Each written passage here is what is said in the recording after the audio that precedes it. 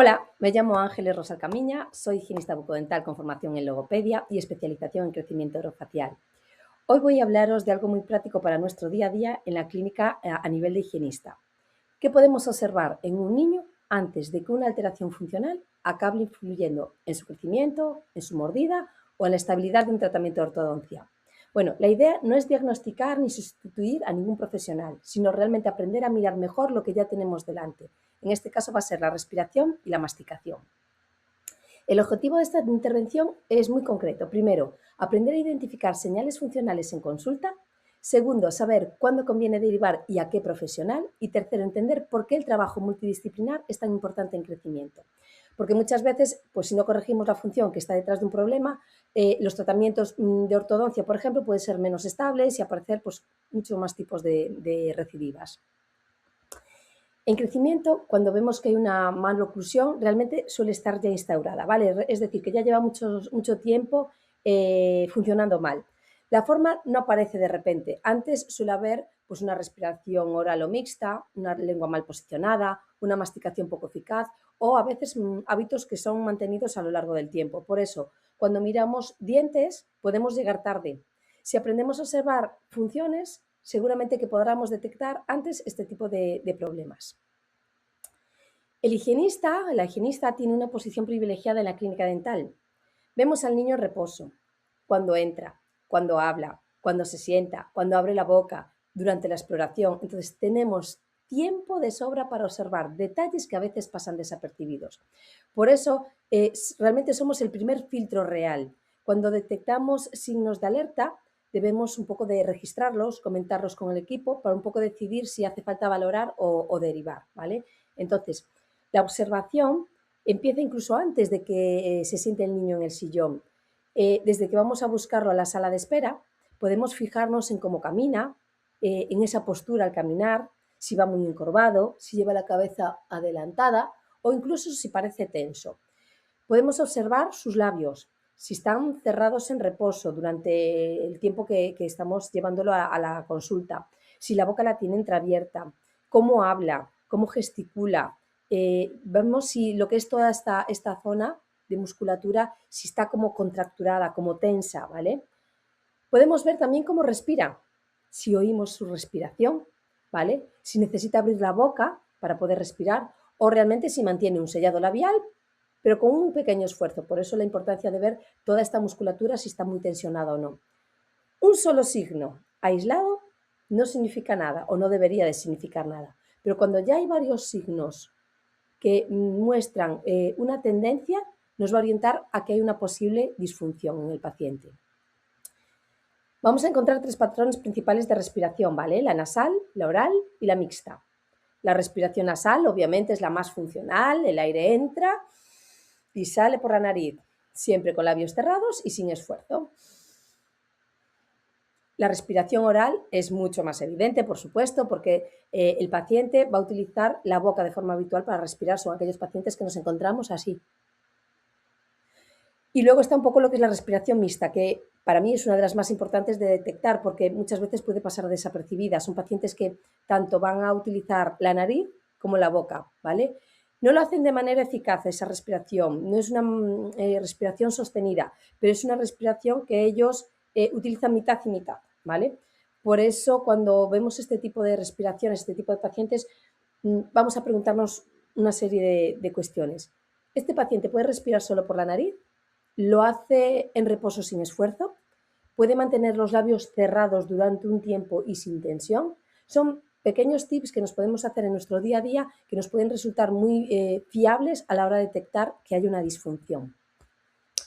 En clínica también tenemos la opción, todo depende de los protocolos que tengamos establecidos en nuestro trabajo, ¿vale? Pero podemos hacer un cribado muy sencillo, sin realmente convertirlo en una prueba diagnóstica, ¿de acuerdo?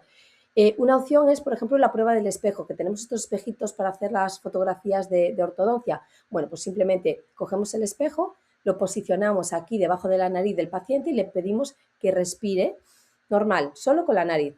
Vamos a observar que en ese espejo se va a formar un vaho, ¿vale? Y vamos a comparar si ese vaho en ambas narinas funcionan igual, están del mismo tamaño, la misma forma, qué cantidad de vaho echa y qué rapidez tienen en inspirar y expirar, porque muchas veces esa respiración puede respirar de manera correcta por la nariz, pero puede hacer de manera rápida, demasiado excesiva. Entonces, es un test muy sencillito de hacer que nos va a dar muchísima información solo con ello. Otra prueba útil que solemos hacer en clínica, que también es súper rápida, es la prueba del sellado labial. Pedimos que simplemente cierre los labios y que respire por la nariz durante unos segundos. ¿Qué nos podemos encontrar? Que puede apretar sin comprimir el mentón y puede decir que necesita abrir, sacar la mano porque necesita respirar por la boca. Bueno, pues ya tenemos un diagnóstico, ¿no?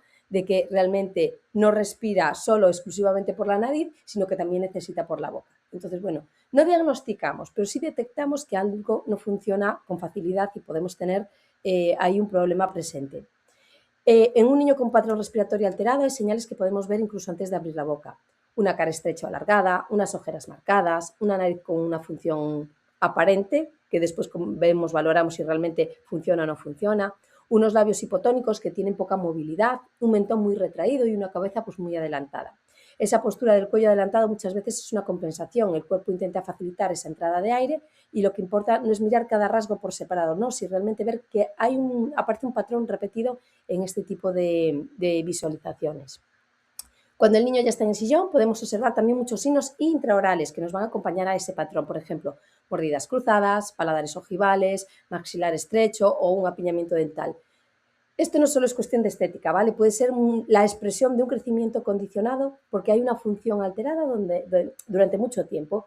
Por eso, si solo tratamos la estructura, lo que son los dientes porque están apiñados, y no entendemos lo que es la función, pues el resultado de un paciente que le vamos a colocar, por ejemplo, que le van a colocar ortodoncia, pues va a ser mucho menos estable. Señales de alerta respiratorias. Debemos fijarnos en varios puntos. Esas caras alargadas con ojeras, la boca abierta con reposo, la hipotonía del labial superior, si hay ronquidos y apneas, ¿vale? Como hemos comentado, si aparece una sola señal, la observamos y la registramos. Pero si realmente vemos varias juntas, quizás ya no es algo puntual, ¿vale? Respirar bien no solo es que entre aire, sino que implica que hay un tono muscular, una posición de la lengua, una postura, un equilibrio en crecimiento. Y algo clave, el niño no puede respirar bien por la nariz, pues primero hay que valorar esa vía aérea y después vamos a trabajar la función, ¿vale? Pasamos ahora a la masticación, que muchas veces es la gran olvidada del crecimiento.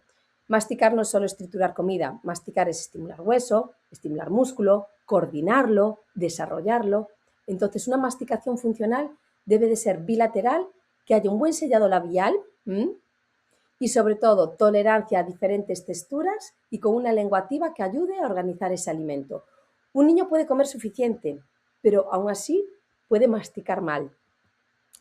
En consulta podemos observar pistas relacionadas con la masticación. Obviamente no le vamos a hacer un test de cómo come trayendo un bocadillo, porque eso se encarga otro especialista, pero realmente podemos mirar cómo está el paladar, si es estrecho, si es ojival, si tiene una mordida abierta, unilateral.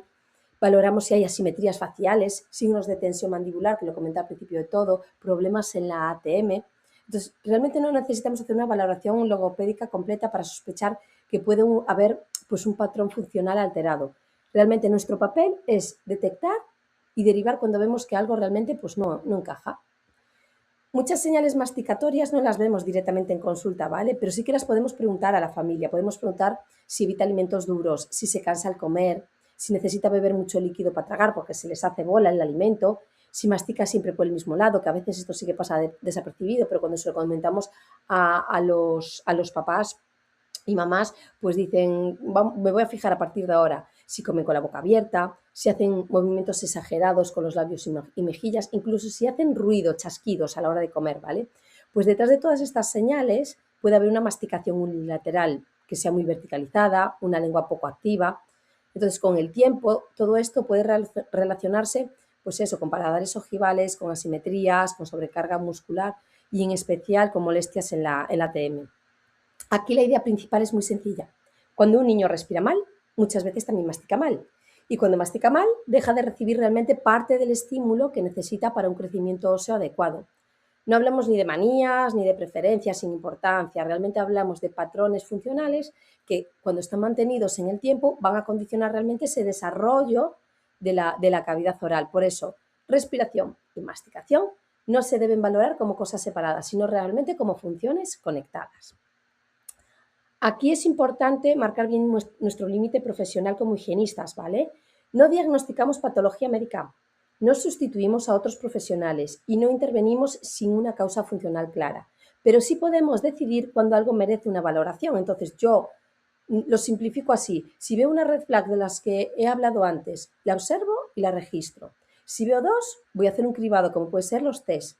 Y realmente, si veo que ahí confluyen varias, ya se lo comento con el resto del equipo, porque realmente es necesario quizás derivar, ¿vale? Porque ya no es algo puntual, sino es un patrón que ya está establecido. Entonces, es importante derivar a tiempo para poder restablecer las funciones que hay en la boca. Entonces, muchas veces lo hace más estable y más predecible la funcionalidad. Para decidir a quién derivar, la pregunta clave es ¿qué está impidiendo que el niño funcione bien? Si el problema aparece en la vía aérea, pues tenemos que pensar en un otorrino. Si vemos tensión, asimetría, una restricción corporal, realmente vamos a valorar a un osteópata. Y si lo que observamos es una alteración de reposo, de respiración, de masticación, de deglución, de tonos, pues ahí ya pasamos a la logopedia funcional. No todos los niños necesitan todos. La derivación realmente depende de ese signo dominante y de la combinación de señales que haya entre ellos. Entonces, la derivación a un osteópata puede tener sentido cuando observamos que hay, por ejemplo, un desequilibrio cráneo-cervical, que camina con tensión, que tiene tensión mandibular, que tiene problemas en la ATM, que te dicen los papás que tienen un chasquido, que se le traba la mandíbula. Entonces, son asimetrías posturales que van a estar mantenidas en tiempo o restricciones incluso funcionales. La idea no es que la osteopatía sustituya el trabajo dental o logopédico, sino que ayude a que cuando el cuerpo realmente está compensándose, que estas tensiones van a dificultar una función correcta. Si hay mucha rigidez cervical, por ejemplo, una mandíbula bloqueada o una postura alterada, el trabajo funcional realmente puede asentarse peor si realmente no se aborda esta parte. ¿Cuándo derivamos a un otorrino? Bueno, pues muy fácil, cuando sospechamos que el niño no respira correctamente porque puede haber una obstrucción o una dificultad realmente en la vía aérea, ¿vale? Por ejemplo, en los test que dijimos que hay una respiración oral persistente, que hay ronquidos, que hay apneas, que se fatiga mucho al correr, por ejemplo, que le cuesta mantener los labios cerrados, que hay una dificultad para mantener esa respiración nasal en reposo. Entonces, el orden es fundamental. Primero hay que solucionar la vía aérea y después solucionamos la función. Entonces, porque si el niño realmente no puede respirar bien por la nariz, no tiene sentido ninguno exigirle que haga un patrón nasal que sea establecido, ¿vale? Realmente hay que valorar si la nariz permite que haya esa función correcta en boca. A logopedia, y en especial a logopedia funcional, entra cuando realmente observamos alteraciones de reposo y de función. Por ejemplo, la lengua está baja en reposo, hay una falta de sellado labial, hay una respiración oral o mixta mantenida, una masticación unilateral, una deglución alterada, hábitos que se mantienen en el tiempo. El objetivo realmente no solo es hacer ejercicios, ¿no? El objetivo es restaurar todas esas funciones, como que descanse la lengua, que respire correctamente, que mastique, que trague bien, pero que todo eso esté integrado en su día a día. Entonces, con esta funcionalidad correcta vamos a ayudar a que tanto el crecimiento como los tratamientos que se le hagan a un paciente tengan pues, lo que es una base un poquito más estable. Y para terminar, me gustaría que os quedarais con esta idea. Ya veis que es todo un poco la respiración, la masticación, la deglución, está todo conectados.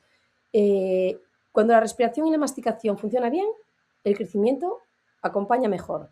Cuando una función no va bien, el cuerpo se va a adaptar, ¿vale? Pero no siempre se va a adaptar de la forma que queremos que se adapte. Entonces, ¿qué podemos hacer como higienistas? Ser las primeras personas en detectar esos signos.